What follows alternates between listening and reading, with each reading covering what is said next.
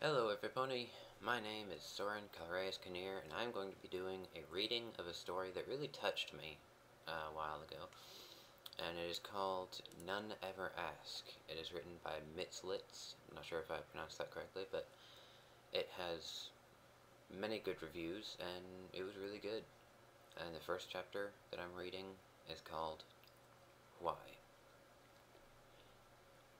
I know what they think about me as I bounce past them. They think, here she comes. The crazy one, the happy one, the optimistic one. No pony ever thinks, here she comes. The sad one, the broken one, the one that needs friends the most. Yet, that is exactly what I am. I'm the pony who only ever laughs and throws parties and is always, no matter what, optimistic. I throw myself into the middle of a wide social circle and try to encourage everyone. I don't want any of them to end up like me, or rather, like she makes me. I made the mistake of letting her out once. She showed herself, and I've never forgiven myself for it. How can I? There is no more secret, but how I wish there still was. For I, Pinkie Pie, am not one, but two. Behind my pretty pink optimism lurks a dangerous opponent, Pinkamena Diane Pie. Why is she so dangerous? She's just as much me as I am. Many have made up stories. I know, I've seen them. I'm not as sheltered as many ponies think. However, Pinkamena is no threat because she'll kill others or bake them into pastries. No.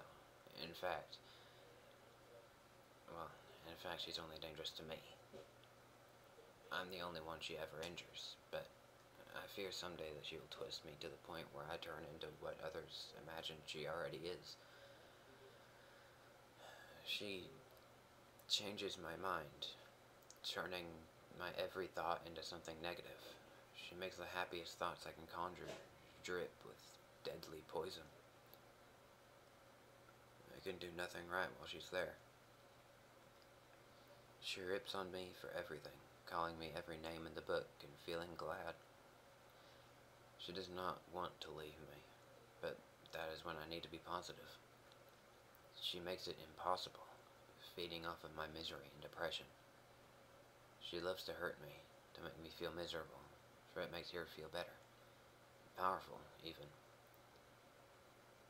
It makes her seem as if she's gripped me and holds me like a puppet. And in truth, she does. I am but a marionette, tangled up in as many strings as she sees fit to give me. I can do nothing to stop her. She knows it. And she loves it. But I did not start out this way.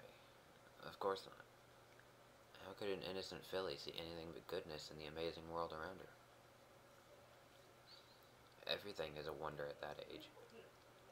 Even on a gray, bland rock farm, everything seems to sparkle with a shine from within. It is all just so new and wonderful to those young eyes. But I grew up quickly. I had no choice, really. I was forced to. If I had some say in the matter, I would have chosen never to grow up. As it is, I prefer to act like I never had, but that just hides the deeply buried truth. The truth that would shock every pony, had they known. They never will, though they may have caught a glimpse of my self-doubt. They will never know how deep I truly sink in one of those spells. And that is exactly the way I want it. Does it truly? Anyway, I'm sorry, I'm getting off topic. You did not come to hear me ramble on about my feelings when she grips me. You came to hear why she even exists. I regret what has happened, but I know I cannot keep it to myself, because if I do, it might happen to somebody else, and I can't even bear the thought of that.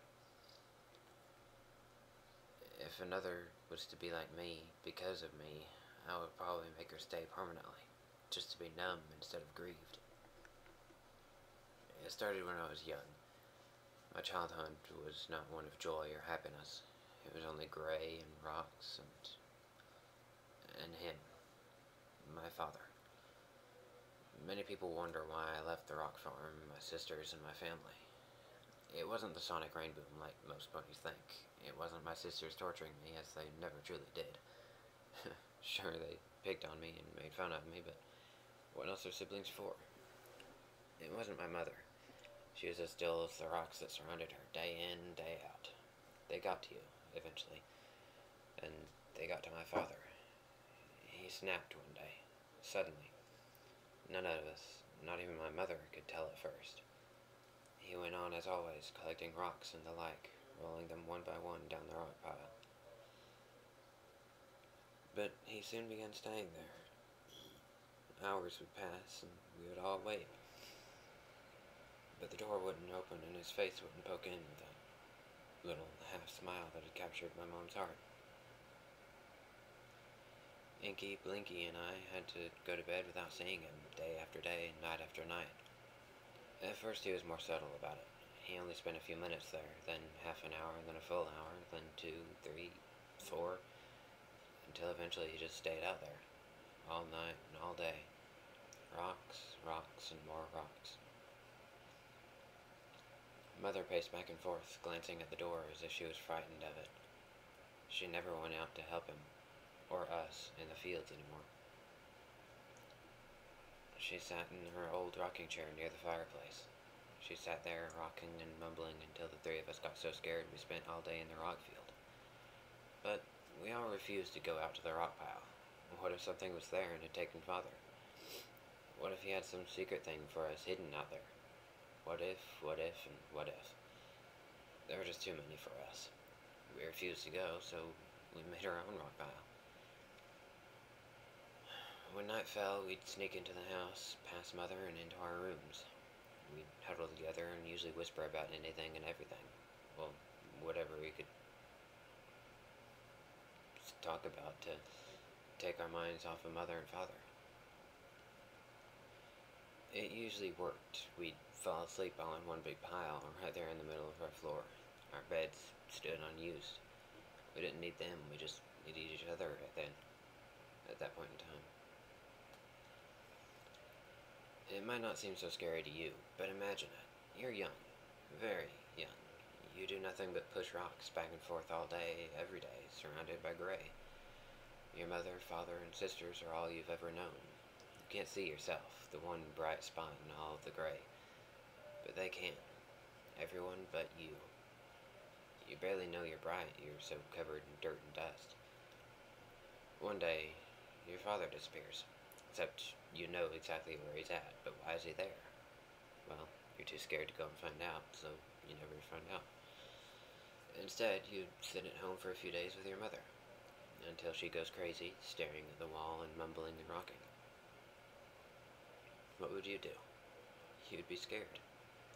And we were. Until the day I put my hoof down. I wouldn't do that anymore. I couldn't do that anymore. I was going to see what had become of my father. If it was a vicious beast in the end, it couldn't possibly be more horrific than the slow death me and my sisters were enduring.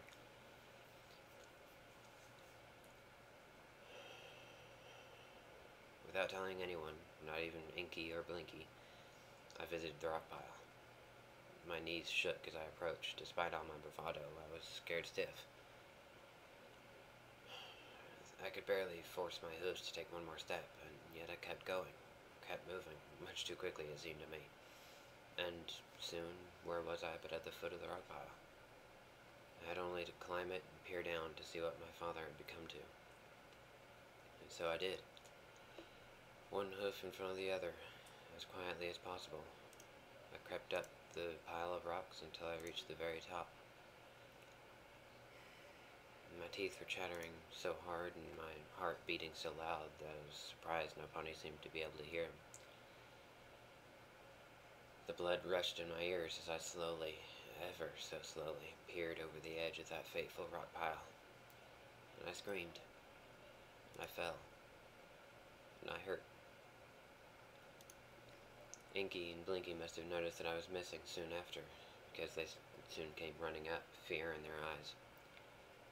When I saw them, I whimpered and covered my eyes. They were too afraid to look, and I was glad for their sake.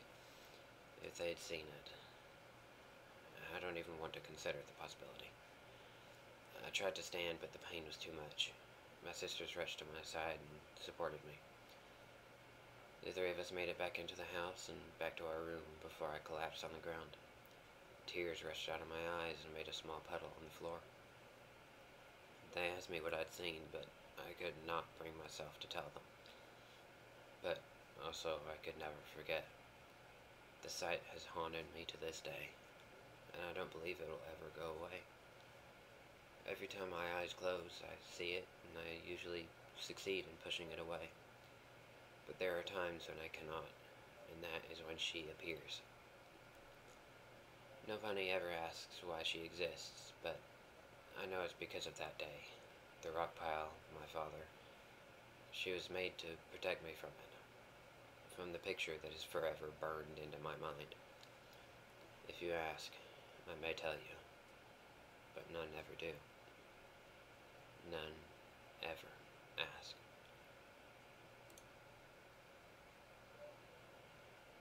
There's chapter 1. Enjoy.